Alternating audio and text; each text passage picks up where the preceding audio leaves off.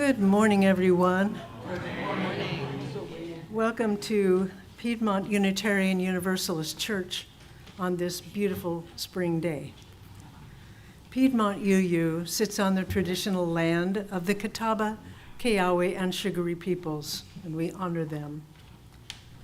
My name is Elaine Deck, and I will be the worship assistant this morning for our guest speaker, Mr. Kaleb Graves.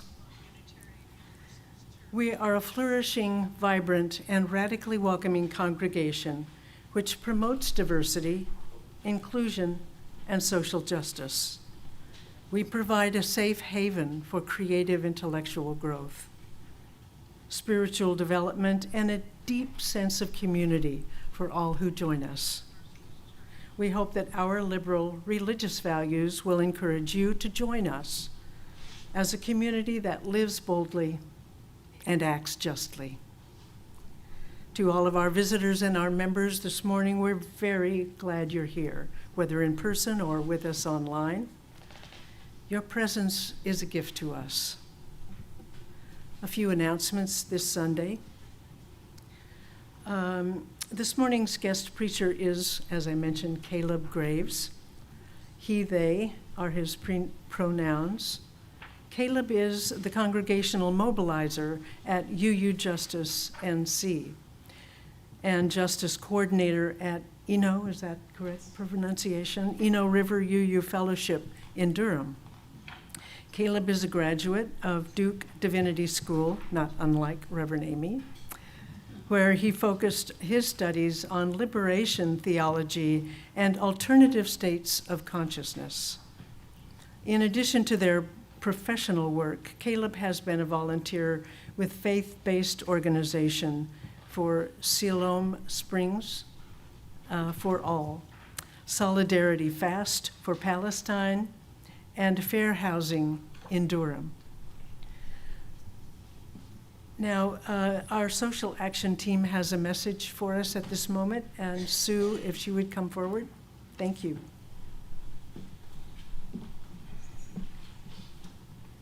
Good morning. I'm here to, on behalf of Social Action Committee, to invite you to two things. One is to volunteer with us at the Earth Day Jam in Salisbury on April 12th. You can sign up to help out in the latest newsletter. There's a link to sign up. And number two is to join us after service today. We are having lunch, and we have a special Sunday action hour with our friend, Kaleb Graves from UU Justice NC, who is our partner this month. And everyone is welcome, including our children, and we'll be at the children's table.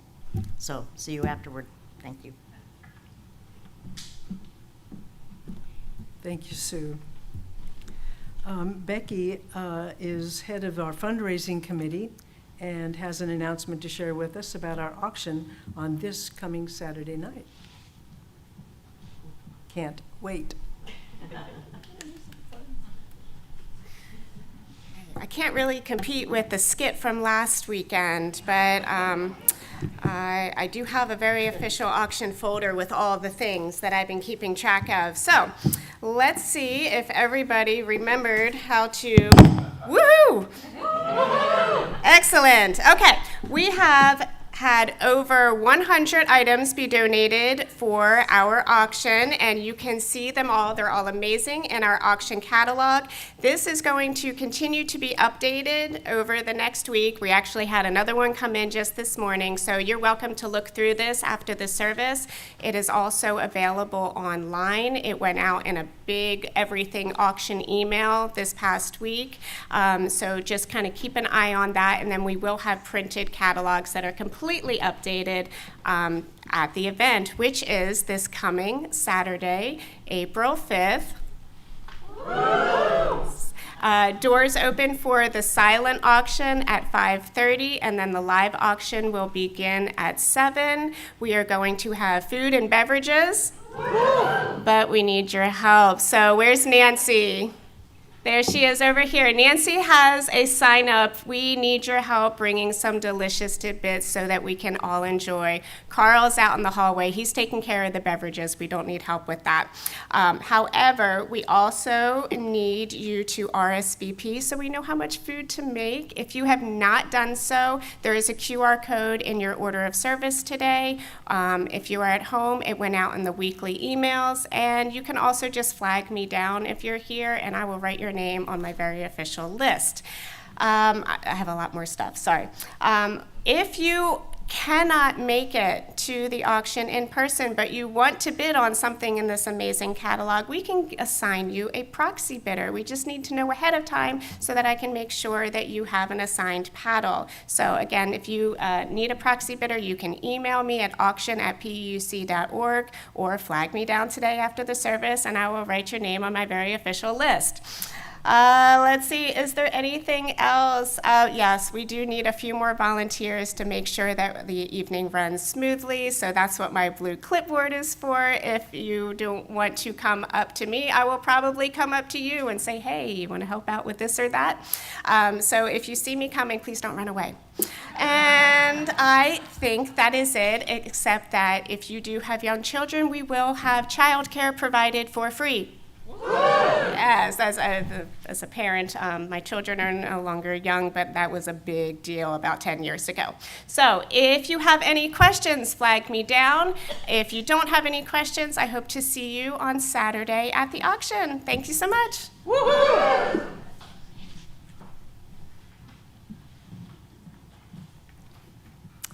We are nothing around here if we aren't enthusiastic. Next Sunday will be our first Sunday donation drive, and we're donating for Hearts for the Invisible, which supports people who are living outside or in tents. And so please, if you would, bring some items that can be cooked over little fires or simple burners like Chef Boyardee cans, Vienna sausages, soups, those kinds of things, so those folks can have food that is easily accessible. Your generosity will be greatly appreciated. And again, our Earth Day Jam in Salisbury is this week, a week from Saturday. And please check your email announcements to sign up and take a shift at our booth. If you've never been there, it's really an enthusiastic and wonderful opportunity to meet people in that community. And our gathering in Salisbury has a very strong outreach for social justice in that area, and you will do them a great service by helping. For any other important information about our vibrant community, please see your order of service, or if you're on our email list, please check our monthly newsletter and weekly announcements. And now, whatever brought you to this place at this hour, we welcome you. May you find something you need, and may you leave richer in spirit than when you arrived.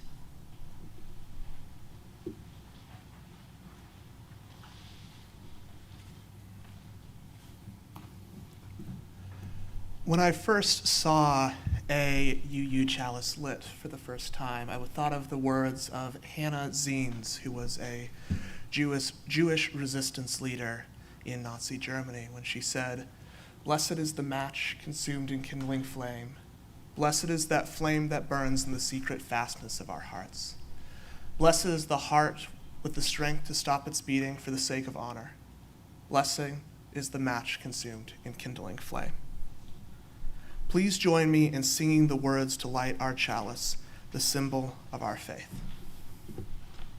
We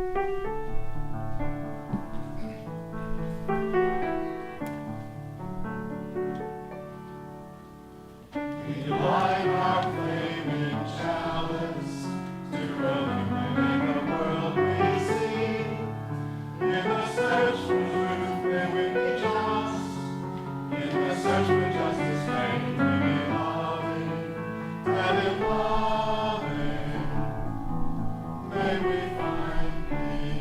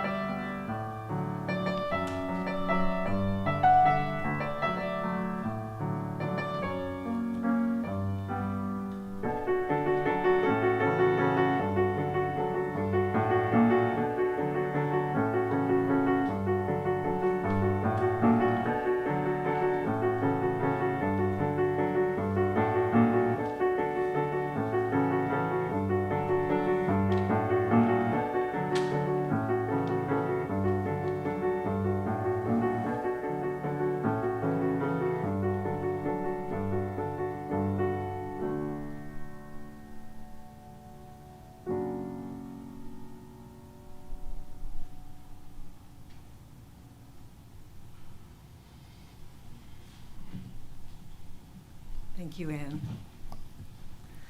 I invite you now to please rise in either body or spirit for our call to worship.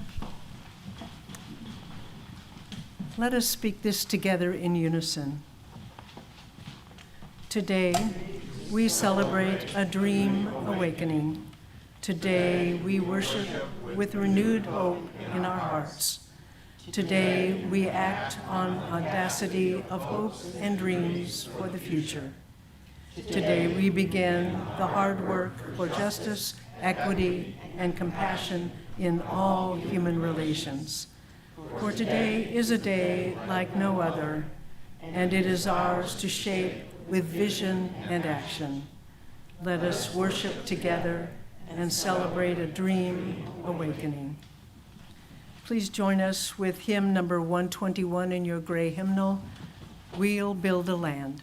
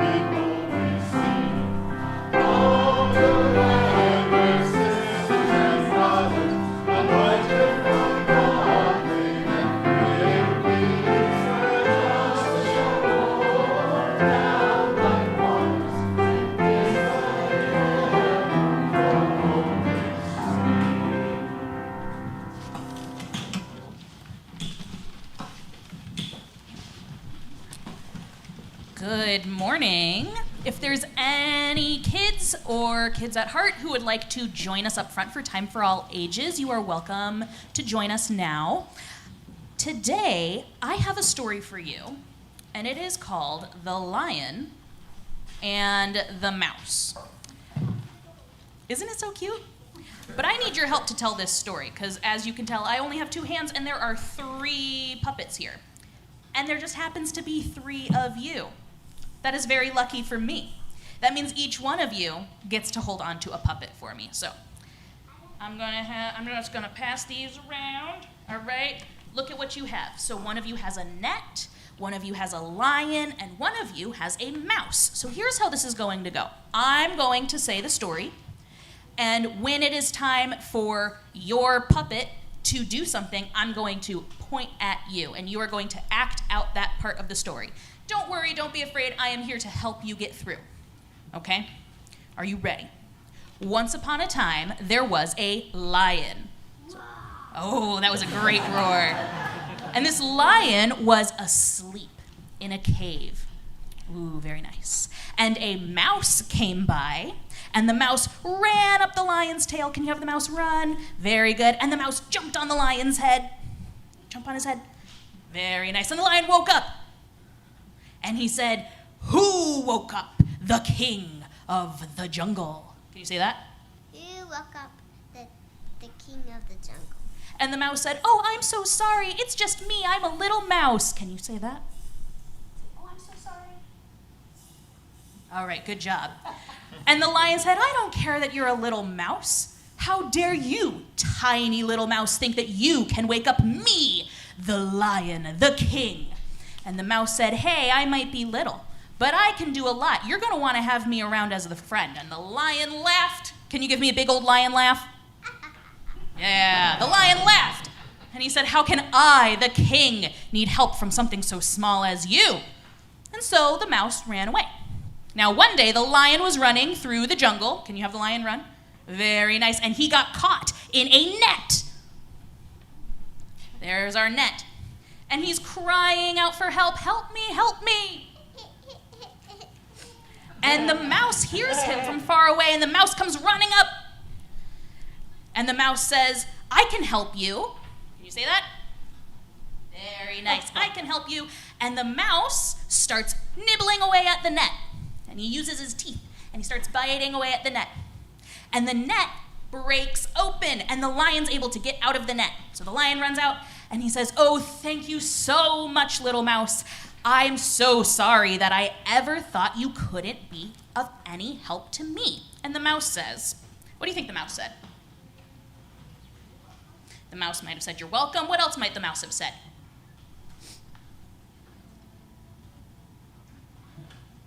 He says, "You're welcome, but just because I am so small doesn't mean I don't have talents to share."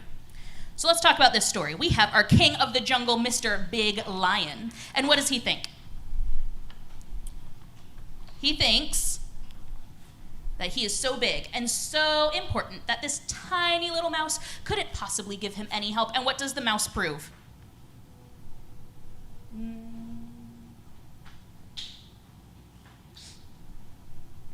You don't know? The last thing the mouse said, if you remember, was, "Just because I am small doesn't mean I don't have talents to share." The mouse, even though he is so much smaller than the lion, because lions are really big, right? Our little puppets are small because I had to print them off on a printer and I didn't have lion-sized paper or a lion-sized printer. That would take up a lot of space in the office, and we just don't have that space, right? So I had to print off little small things. But lions are huge. Have you ever seen a lion at the zoo? Yes, they're big, huh? They're kind of scary. How big are mice? They're little, right? So the lion, he's really big, and the mouse is really small.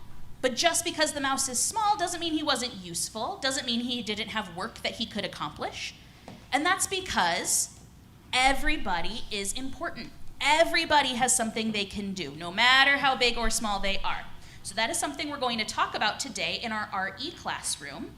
And the teens are going to join us today because we have a very special combined class. And we're going to celebrate Women's History Month, which is this month that we are currently in, March. And we're going to talk about how everybody is worthy. All right, so let's get on up and head on out.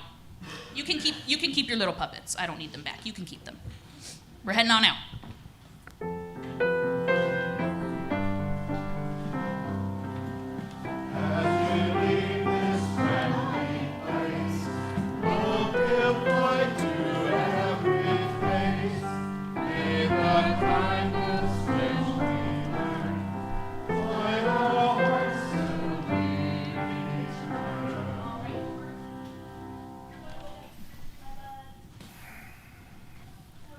This is our time of ritual and sacred sharing, a time for sharing our joys and sorrows, our concerns and milestones. First this week, we light a candle for Susan B. with ongoing health concerns, for Little Feather with health issues, for Angela as she is recovering from pneumonia, for Trans Day of Visibility, or as I like to say, liberation, which is tomorrow, and for all our trans siblings. For ongoing recovery efforts for all impacted by Hurricane Helene and now also wildfires in the West and the wildfires in California. For the immediate relief of the people of Gaza. For all areas of violence around the world, especially Haiti, the Sudan, the Middle East, and the ongoing war in the Ukraine. And for our own country, that we might continue to work towards creating a society filled with love, empathy, civil rights, and justice for all people. And at this time, you are welcome to come up and fill out a prayer card, drop a stone in the shared water, or light your own candle of joy and concern. The worship assistant will hand the candle to you if you wish to light a candle. I invite you as you come forward to walk along the outer aisle along the wall.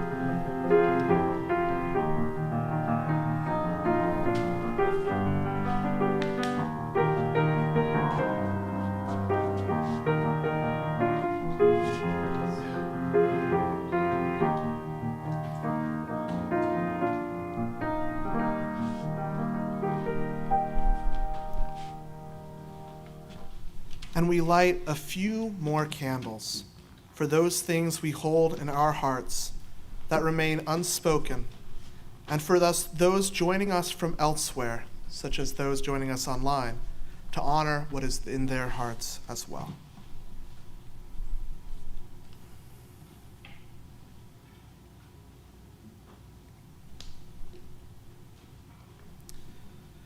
I invite you now into a time of rest, meditation, or prayer as we follow the sound of the singing bowl into the silence. After a moment of silence, we will have a musical meditation.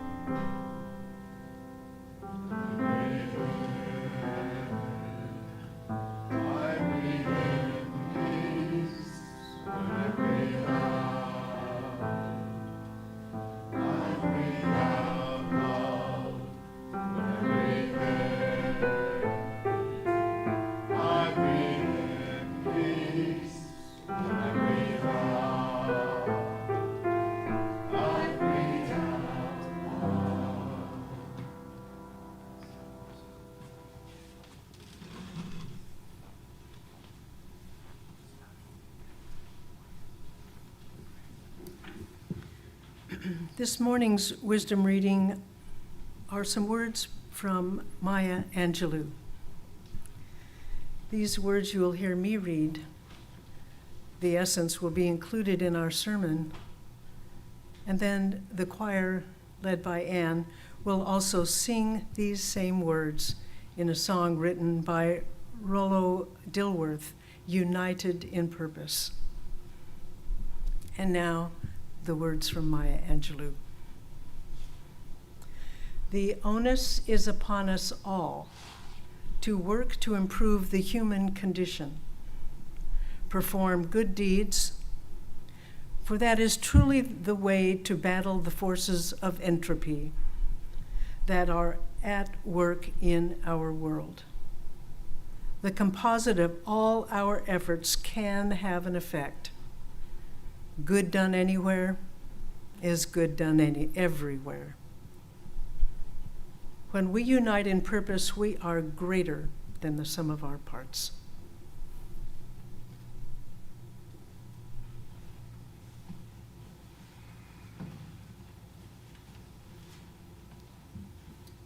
Good morning, everyone. How are we doing today? Great. Now, I always feel like I have to come out a little bit in UU spaces and admit that I am ordained in a Baptist tradition. I know, in a progressive, LGBTQ affirming, open-minded, interfaith Baptist tradition. But that means, you're doing a good job already, that I was trained to get a little more feedback. So I think y'all are doing a good job so far. But I want to start off maybe with a little bit of a chant, if that's okay with you. So I'll say something and point to you, and you just repeat after me. Resistance. Resistance. Resistance. Resistance. Resistance of our hearts. Resistance of our hearts. Resistance of our hearts. Resistance of our hearts. Resistance of our hearts against business as usual. Resistance of our hearts against business as usual. One more time. Resistance of our hearts against business as usual. Very good. Thank you so much. Now, May it be so. Absolutely. In liberal and progressive religious spaces, I've noticed that we seem to be of the mindset that time is our salvation. And its inevitable march will only bring victory after victory. After all, for decades, we have simply moved forward. Civil rights cascaded into women's rights, bloomed into LGBTQ rights. And sure, there were bumps in the road, but we had no doubt about the direction that we were going. Our slogans reflected this. We demanded that our representatives get on the right side of history. And we took heart that the youth will save us, believing that each generation would become more loving and open-minded than the one that came before it. When faced with a global catastrophe, an apocalypse like climate change, we seemed to have faith that without too much sacrifice on our part, just going green and recycling, that science would also share in the march of social progress with carbon capture technologies and electric cars to usher in the Green New Age. In other words, as the philosopher Dr. Tad DeLay, and yes, that is his real name, once said, "God is dead. So we found in the heavens a mythology even more absurd than the theologies we left behind, that everything will be fine." But everything is not fine. Everything is not fine. By believing that the better world would inevitably be victorious over the forces of hate and greed, we failed to see a sneaking flood that threatened to wash all of our progress away. And now that we've awoken to take a look at the reality that we face, the situation that we're really in, it's looking pretty grim. On the social level, we have hard data showing that support for LGBTQ and women's rights is declining for the first time in decades. Racial hatred and hate crimes are growing. Young men in Gen Z, that's my generation, are more far right at their age than any other generation at the same age. And this is leading to a rise in hate crimes, misogyny, and even armed militias. Democracy in general is in decline, and undocumented human beings are being disappeared and deported to El Salvadorian torture camps without due process and without a criminal record. Even legal immigrants are being disappeared off our college campuses or off the street, kidnapped by secret police for exercising their right to free speech, which has been firmly established by the Supreme Court. On the economic level, wealth inequity is the highest it has almost ever been in this nation. At this moment, 1% of our country is either homeless or in prison. 1 in every 100 people is homeless or in prison. This is because the cost of housing, health care, and basic necessities force a third of American families to live paycheck to paycheck. And meanwhile, the 3 richest men, because of course they're men, in America possess more wealth than the bottom half of the entire country. And in the background of this national crisis we face a global crisis. Climate change is accelerating at a stunning pace. The last 10 years have all been the hottest 10 years on record. And greenhouse gas emissions that burn our planet alive are increasing year after year after year. They are not being reduced. At current rates, experts believe that around 2100, Chicago could be as hot as Phoenix, Phoenix could be as hot as Baghdad, and Baghdad would be hotter than Death Valley. All this will cause all-consuming wildfires, food system failures, wars for resources, and mass migration like the world has simply never seen. To prevent this disaster, we would need a mass mobilization to completely reshape the world's socioeconomic order. But frankly, how can we do this when we could not even get our neighbors to wear a mask at the height of the pandemic? How can we do it when technocrats and entrepreneurs, the very agents who sold themselves as the harbingers of a greener, better future, are now the ones cutting funding to the EPA and climate research, all while making electric products that are only possible by slave labor and strip mining in the Congo and the Philippines? I do not think, as a 27-year-old man facing down the rest of his life, and seeing grandchildren that might live this future, I don't think it's an exaggeration to say that we are facing the end of the world as we know it. Our cause, that hymn that we just sung of that land that we're building, sure seems like a hopeless one. The earth is burning. Democracy worldwide is failing. The most vulnerable are being exploited. The end is already here in some sense, and I think we all feel that.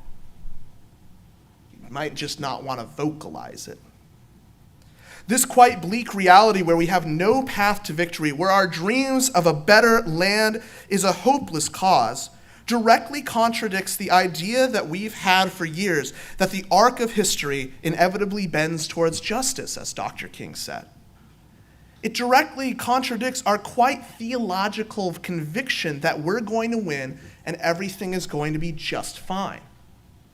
This cognitive dissonance, then, this contradiction of what we see and what we believe, can then lead to a total paralysis, a paralysis I see every single day. We don't know what to do, and we are afraid of doing the wrong thing, so we do nothing. It can also lead to apathy. If we are not going to win, what is the point in doing anything at all?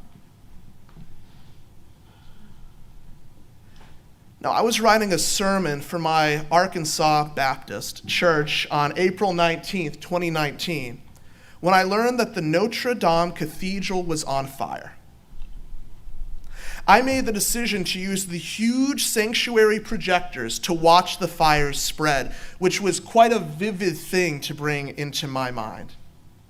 What I thought was probably just a small accident turned out to be a raging inferno that would consume the entire structure. Listening to the news commentators, I learned that experts believed Notre Dame was a lost cause. The flames were spreading far too quickly. The response had been too slow. The ancient relics held within its vault would burn. The stained glass rose windows would burst. The fire would climb the wood within the towers, causing the enormous bells to crash to the ground and bring the entire structure down with it.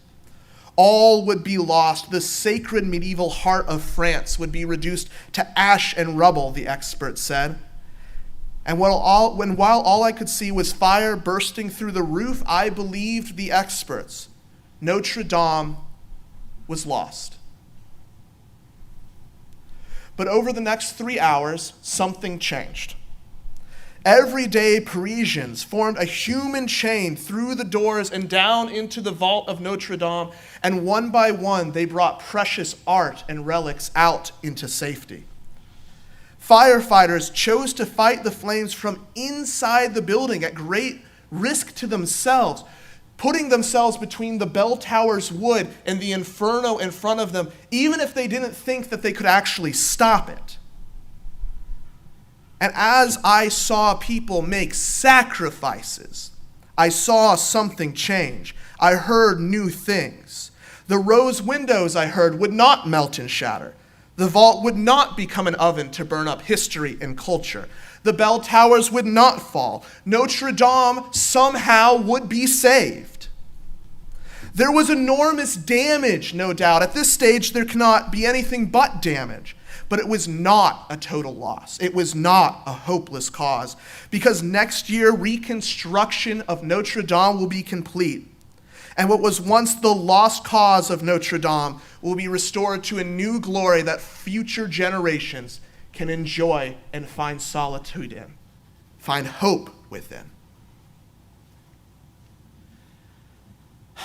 The 3-hour saga of the Notre Dame fires battle gave me a principle that I still live by that was perfect going into the 2020 and the COVID-19 pandemic and being in downtown Raleigh and feeling the fire from a burning CVS and the tear gas that I was being baptized in the world as it is today, I've learned that we need to be willing to defend lost causes. In the world as it is today, we must struggle for what is good because it is good, not because we think it is a struggle that we can win.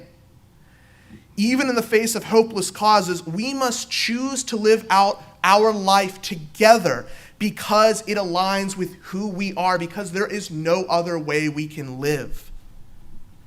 As the philosopher Serafinsky once said, it speaks to the very nature of how we've been domesticated, that we only choose resistance so long as it feels like something we can win. But our capacity to win is quite different from our commitment to liberation. Even when we run out of optimistic rhetoric and inspiring stories, our lives can still be oriented against the grain of society. The firefighters of Notre Dame lived this out. They did not run into the inferno because they thought they would win over the flames, but because they thought it was already lost. The hopelessness of that moment, the visceral vision of a nation's incarnate soul turned to ash, is precisely what motivated the brave to do something. What else could they do but something? To run into the flames, to hold hands with strangers, to put their bodies between the inferno and its next victims, even if they had no idea what happened next, to simply say, if you're going to go into the future and burn that up too, you're going to have to go through me. Amen. There was simply no other choice for the people of France when they saw this crisis at hand, even if it was hopeless. The flames of hopelessness is what drove them into action, not a utopian building where the building was already, a utopian future where the building was already rebuilt, but it will be rebuilt. And I would suggest that you and I really don't have a choice either. It's why we show up on a Sunday morning while we could still be asleep. We must do what is right because it is right. We see the very soul of our planet and humankind being consumed, and it should be that very crisis, not the hope for victory, that motivates us into action. We fight for what is good because it is good, what is just because it is just, what is righteous because it is righteous, what is beautiful because it is beautiful, what is lovely because it is loving, what is liberating because in the moment that we act, we find our liberation here and now. But how can we learn to commit ourselves to hopeless causes when we have been trained pretty well to only struggle for what we can win, only struggling for what comes next? And we do have a responsibility to the future. But we need to change how we view our relationship to time and each other to be more in the moment with our action. We do not just have a responsibility to the future. We have a responsibility to this moment and the people who inhabit it.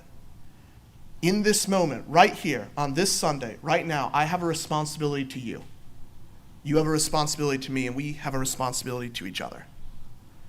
Instead of seeing time as a series of events strung along like pearls on a string, one following the other inevitably, a march towards progress or apocalypse, each of our actions of justice and love is something a little bit different. When we find our responsibility to each other in the moment, the bond among ourselves can shift our perspective. The philosopher Walter Benjamin, writing just before his death as a result of Nazi repression, struggled with this question of time as well. Speaking from a perspective of Reform Judaism, he suggested that instead of looking to the future Messiah or the Messianic age to save us, we must claim each moment to live out our Messianic potential together, here, now. Quote, we have been endowed with a Messianic power. The time of the now is shot through with chips of Messianic time, and every second is the gate through which our salvation may enter. Each act of our justice and love is like a star in the sky, piercing the darkness and connecting with actions of others to create a constellation, stamping on history the divine hope of a better world that may or may not ever be. Or as Maya Angelou says in today's reading, the composite of all our efforts can have an effect. Good done anywhere is good done everywhere. When we are united in purpose, we are greater than the sum of our parts. Choosing to embrace each moment as an act of resistance, of love, of justice, also causes us to embrace each other now as our good deeds connect into these constellations of courage. From this new view of time, we may rediscover our responsibilities to each other and hope and trust in what we have in one another right now. When we are connected in purpose, when we rely on one another, paralysis and apathy fall away. And now there is only this moment, this time, this loving action, right here with you. And if we stay in that space, courageously claiming each moment to live out our values of justice, love, and interdependence, no matter what the future will hold, who knows? Maybe like the firefighters of Notre Dame, we may look up to see a miracle, even if we did not know the community that we were weaving out of each moment together would in fact become our salvation. Thank you.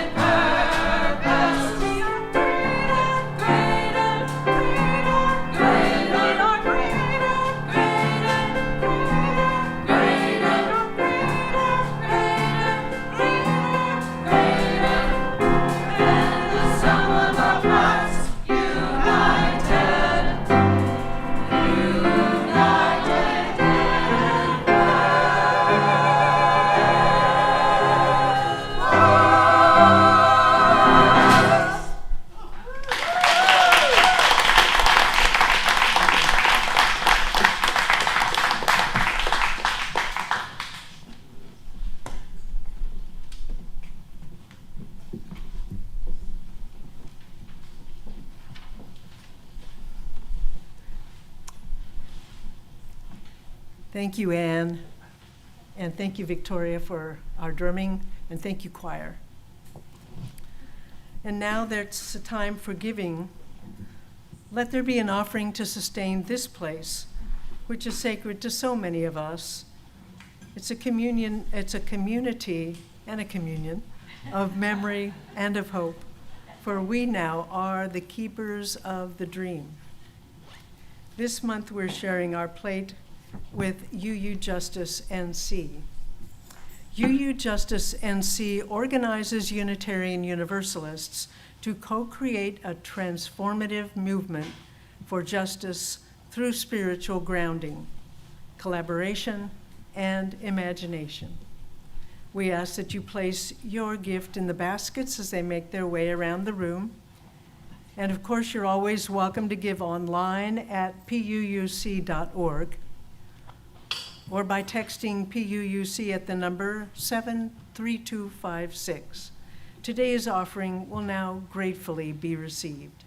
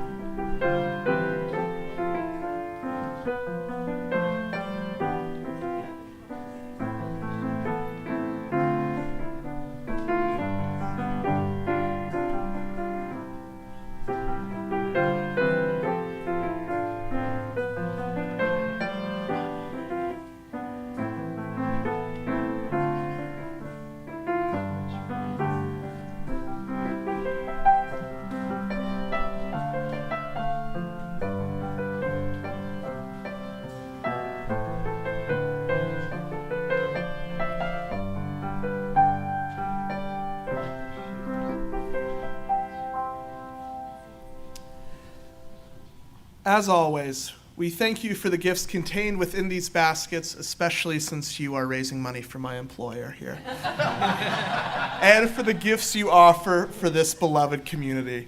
Let us now rise in body or spirit for our closing hymn, hymn number 1028, The Fire of Commitment. And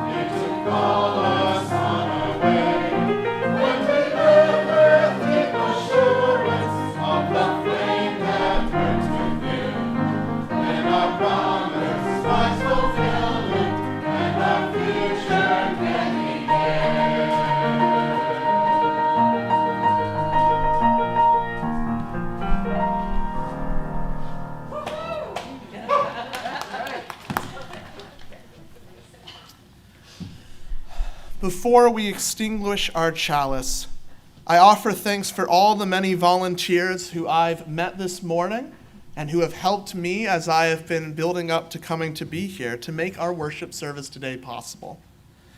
We also ask before you leave today to please place your hymnals back on the cart near the piano.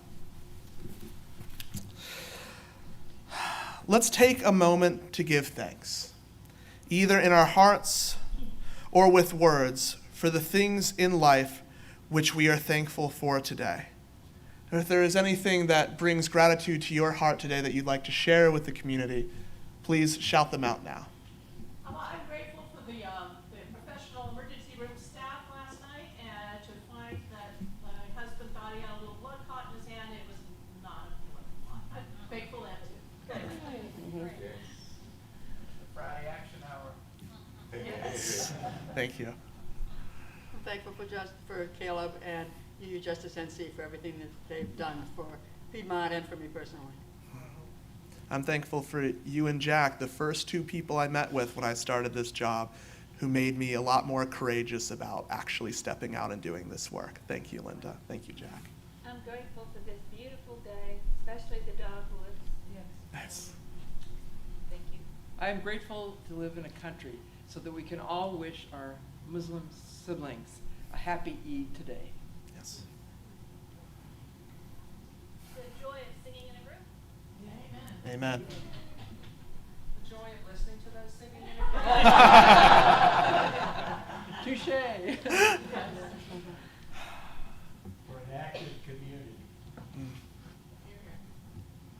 Grateful for members like King for the work and appreciative for coming good changes. Very nice. Absolutely. For our trans siblings, showing us what courage means in the face of That's a hallelujah. oppression. All right, well, if there are no more, let me send you with this blessing before we extinguish the chalice. May you find resistance in your hearts against business as usual, resistance in your minds against the supremacy of money and power, resistance in your hands against all forms of oppression, and resistance in your senses against that dang phone and laptop and TV and any other forms of technological distraction that want to take us away from the work we have at hand. We now extinguish our chalice, but we carry its light, its warmth, and its meaning with us until we meet again. May we go in peace, believe in peace, create peace wherever we wander. May it be so. And for our closing sung blessing, let's make a circle. You may hold hands if you want, but you may also simply stand in the circle and not hold hands, just cross your heart.